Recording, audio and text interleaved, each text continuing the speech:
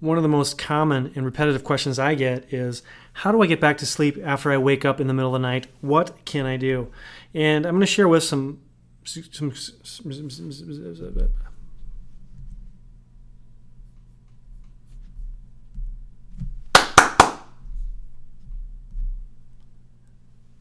one of the most common and recurring questions I get from my students, my patients, from family members is, all right, it's 2 o'clock.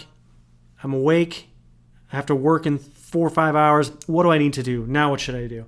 I want to give you some cues and some ideas to think about as you approach this, because we're all going to have some nights where we just don't sleep well or we wake up, whether it's stress or bad dreams or noise or whatever. But that's the first point. Consider the trigger. What woke you up? You may not know, and oftentimes you don't know, but it could be a bad dream, or maybe you had a nightcap with some friends, or you ate a really unusual meal, and that's what's waking you up. That's certainly possible.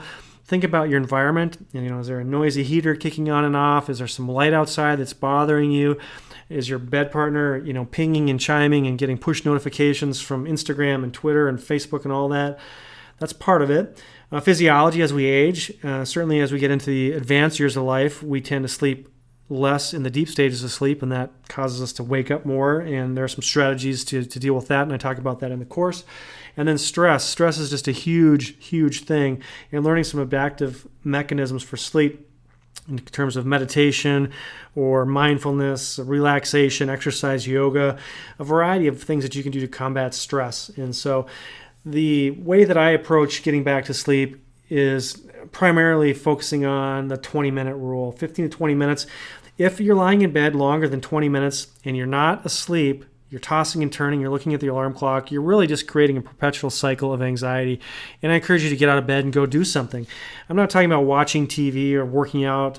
Do something that's sort of low in terms of mental energy. Read something boring, something that you're not at all interested in. Empty the tank. If you have to go to the bathroom, or if there's something that's uncomfortable, try and fix that problem. If you feel like you have to have a snack, I encourage you to have what I call a fat snack. Avoid carbohydrates, the simple carbohydrates that people often grab, like chips or something sweet. That spikes the blood sugar, spikes insulin release. That's going to wear off and come crashing down. And some people are sensitive to that. The dips and changes in blood sugar cause people to wake up at times. And then again, calm yourself. If you're feeling anxious about work or some stress, try and let it go. Try and focus on something else. Focus on the breath. I share a variety of techniques on the blog at Mitchell MD and also throughout the sleep course.